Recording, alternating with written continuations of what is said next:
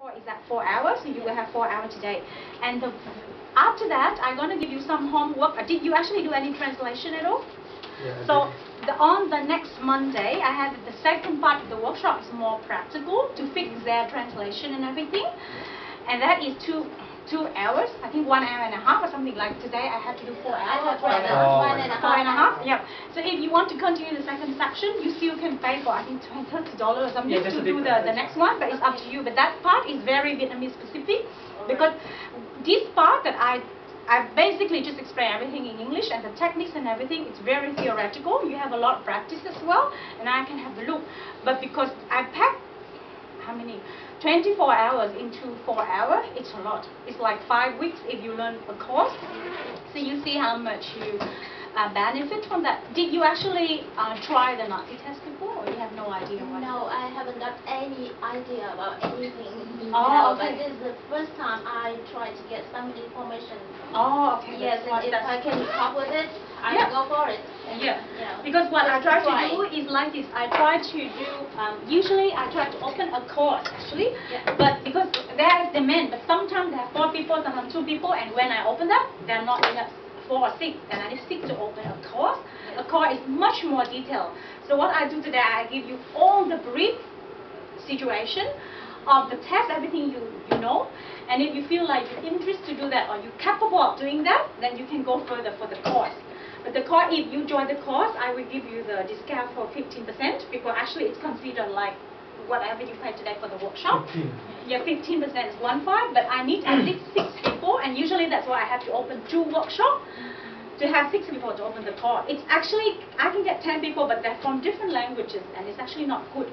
It's only good if these 6 people have the same language, so you translate that. So how many people with different? Today there are 4. No, today there are 4, and one of them is Indonesian. The other 3 are all Vietnamese. All right. So that's still okay. But the way I teach is won't be affected by that. You're gonna have you have to do a lot of things like I explained. So I will. It's a bit fast, and the way I teach is later on. If you know me a lot, and you know, I actually speak very fast sometimes because I need to be very intensive. But I won't waste your time. And later on, you try to. I'm gonna give you some books as well. If you need to read something, because I have a book, I published a book about translation. Actually, what time is it? Or 2 o'clock? Just only 1 more minute. You are Vietnamese? Yes. When you stood in front of the door, I didn't think you were Vietnamese. Why? I look different? Yeah. Oh, thank you. I'm international now.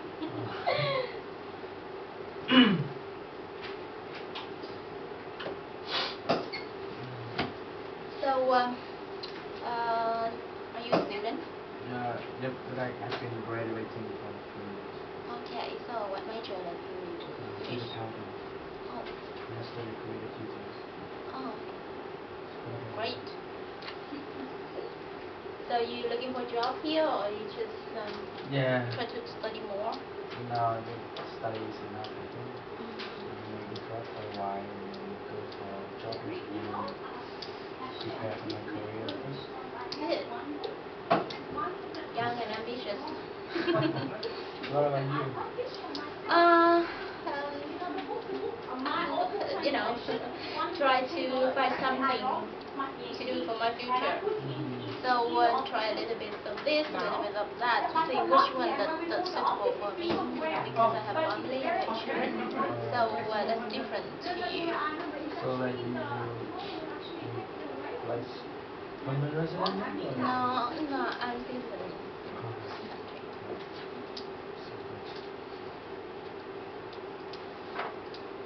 You graduate here, you have a job here, you can go forward. I can't say anything, but you're in the case. you have family here No. by yourself. Which part of Vietnam that you came from? North. South. Ho Chi Minh City. So what job are you doing now? Homework. Housework. Yeah, but I say homework. Sound a little bit higher than housework. It's biggest homework in your entire life. Yes. Yep. Much more responsible. So,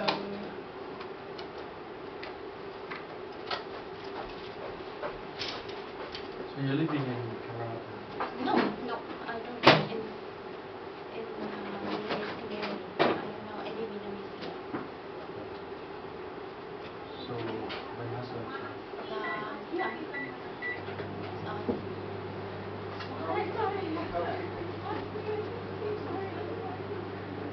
You've been here for at least 10 years. No, 6 years. Which uni did you go to? Sorry. Which uni did you go to before?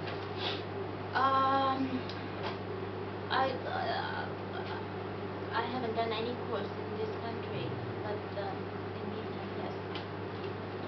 So how did you come here? I got married. Oh, right. I see. So you met your husband in Vietnam? Yes. Yeah, we worked together in some project in Vietnam, and we got married there, and we came here. So which industry do you go in? Banking. Which bank? Actually, not really banking, because World Bank is not a bank for financial. Investment bank. No, World Bank. World Bank is not an investment. World Bank. Yes. Alright. That's the the kind of the owner of a lot of small projects. And To project. yes.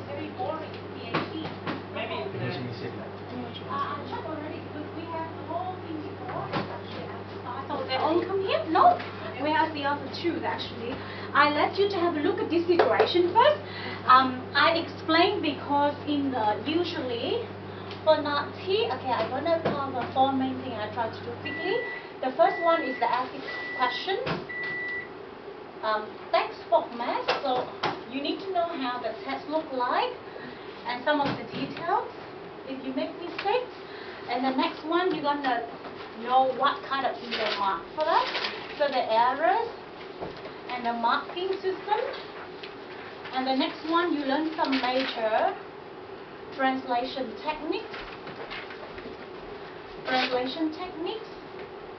And then you do terms on the go. So before, when we're still waiting for the other to save your time, actually this is yours. I actually write a book about translation and I'm trying to find them.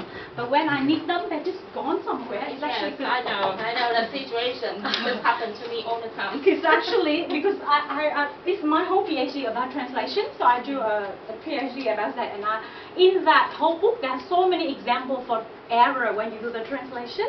It's actually the other way from Vietnamese to English, but you can learn a lot of that. And now when it's very thick, it's like this. And now when I need to use them, it's gone. I can't find them in the whole bookshelf. So it's like I explained to you here. So here, in this folder, in the moment when you're waiting for your friends, can you look at this one? This is called Terms in the Go. Terms in the Go means every text that you translate, you're going to have some key terms. Okay, some key terms like this.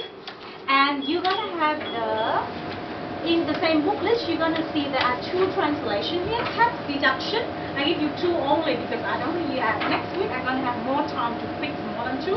So you look at this one and this one, text deduction. These are the text of that.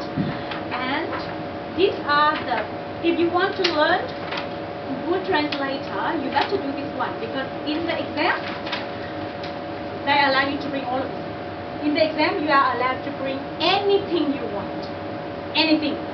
Glossary, they call them glossary, dictionary, you bring the whole box that you want. But you don't have time enough sometimes. So this one, what you do is if I give you the translation, I ask you to pick out, I already picked out the important words for this one text deduction. So you have the verb, and you should try to do this for all different topics in different texts so that you can do this better. So here is the English one. You try to give example, but if you don't have the time, it's okay. But you need this. You need what is the equivalent in your language and how to use that in your language. Because you translate into Vietnamese, into your native language, these two columns you have to do very well. Because sometimes the word by itself, they make sense, but when you actually put together in the context, it's very unnatural. Like if you check, that is the more difficult thing of translation is the word itself in the dictionary, or actually I forget to actually ask the dictionary.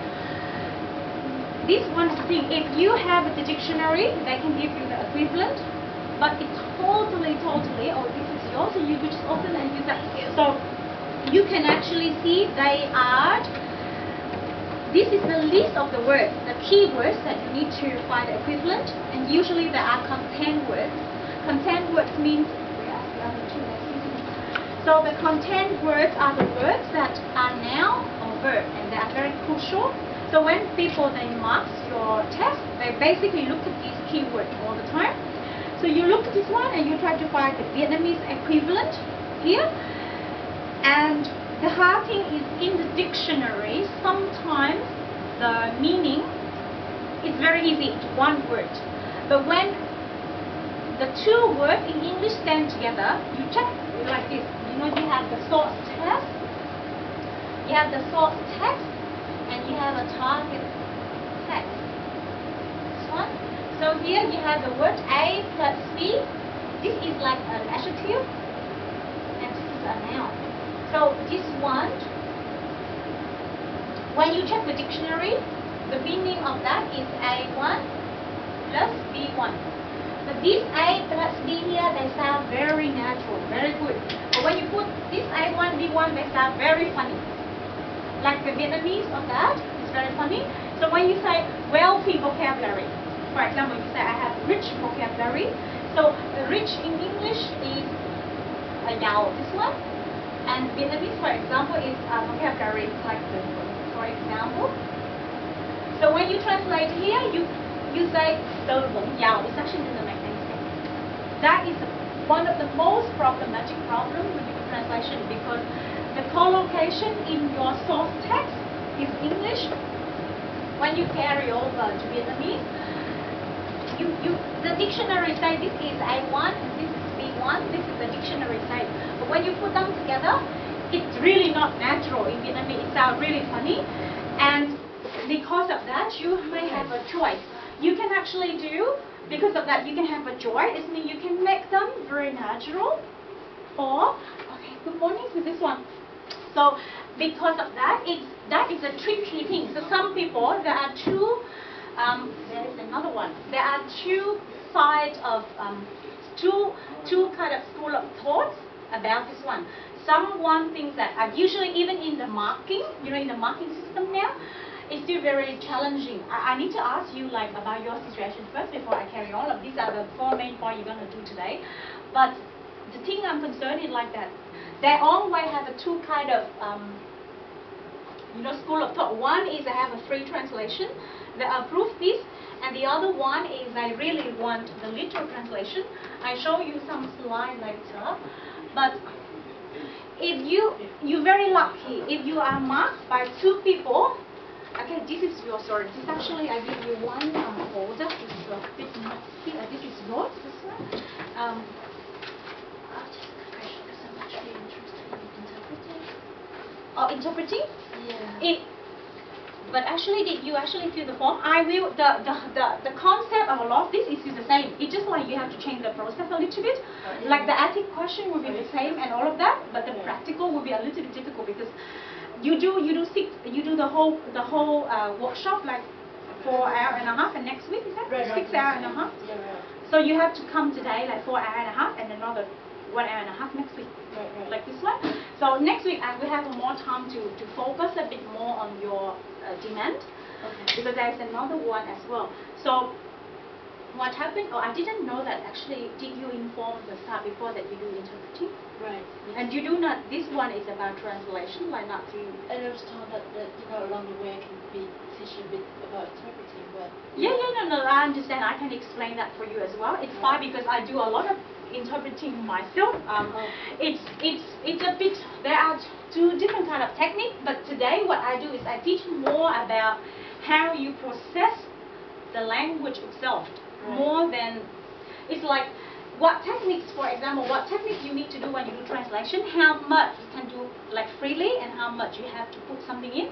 So all of the technique, because sometimes the problem is because you don't get trained in translation, you don't know what mistakes you do that they may possibly cross you out like that. But why do you want to do interpreting? Interpreting is harder than translation. Really? Yeah, because interpreting needs you to be very quick-witted. If you are not the person that is quick-witted, you should never do interpreting.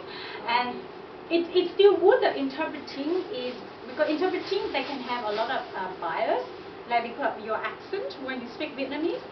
If you're from the States, okay, but because the accent shows a lot of things that related to politics. You have to be aware of that a bit, because Nhat Thi is a lot of issues about politics here. I don't know whether you know, but that's why I want to ask your situation and everything. So why do you need Nhat Thi? Immigration, then it's like paraprofessional level interpreting is easier Yeah. than professional. Professional for translation. Right. Oh, I understand. I don't have the other options. Oh, okay. So you do para for interpreting. I explained to you why it's challenging. So you also do for migration, or? No, actually, I'm just looking for a job. Yeah. And I don't know what to do at the moment. So Oh, I just okay. try a little bit of this, a little bit of that. Oh, okay. See which one I could go forward. Yeah, I understand. Oh, I So understand the issue. I really don't know. But you anything at already the have a moment. visa, like you just don't do it because of visa at all. Actually, I'm citizen here. Oh, okay. So I don't worry about anything else, but I just go oh, forward to for get an anything idea. I like to do Oh, for my life. okay, that's Yes. good. And so you do migration as well, is that? Now I explained to you that the whole thing, it's not, it's a bit sensitive because of this. Because the person who actually approved Nhat Thi and marked Nhat Thi is usually older than me. And they usually come here about 35 years ago. And you know about all the politics, Okay. and I want to stay out of that. But what I mean is like this. Because they are some of them that just come here very long times ago, and sometimes, to be honest, their Vietnamese or their translation skill may be not as good as you, to be honest, even with Chinese or a lot of other language. But they come here first. So what they do is they set up a system, and it's very easy 30 years ago to pass Nhat Thi, because it's not a lot of people back then. So it's actually, and then because they work here a long time along the way, they become examiner, because they stay here longer. And if you want to pass the test, sometimes you have to learn the type of Vietnamese that they actually use. Even the those not choice, the vocabulary, the way they use different words. Yeah. So you need to actually relearn all of them. If you want to pass, you just have one choice. I have to do the same thing, because my whole PhD, I have a PhD in Vietnamese English translation, but when I do that, I have to learn everything. It's just because I have a power to mark you, that's all. So if you need to pass, I give you about 4 texts a day to see the difference. So you have this list first, this one. So when you have the list, the term on the gold, what you do is you're going to try to write your version, and then after that, you are going to give you some of the text here. The English one, the very simple one, you try to translate very briefly one Vietnamese, and you see how much it's the same or different with the answer. So what happened is, if you want to get a career in Nhat Thi, like to get money, usually the good direction is from Vietnamese to English, because that's the direction to make money. But that's the direction that is terribly hard to get good marks. You have 0.01% of passing. Oh dear. Yeah, because that is the direction to earn money. People here always translate into English. Nobody here needs to translate into Vietnamese. You need to understand, because people here, you just need to show government anything, the translation. Yes. Like not teach them to show that in English, because the main language here is the English. Yes. So the direction into English is the direction that earn money, and that's why when people approve you to have that, they know that they're giving you a chance to get money money. too. Exactly. Yes. So that's why it's very hard, and a lot of time people just do that by register into an official course, like $15,000 Nhat Thi. When you pass the bachelor of like translation, then you have that degree automatically. When you have that automatically, but you spend like $20,000 to do that. The action from English to Vietnamese is actually much easier, but it's only used for visa application. People do that just for visa, and that direction doesn't bring you any money. If people need to translate into Vietnamese, they're just outsourcing to Vietnam to do that. Why they need you to do it here with $60 per document? Do you understand?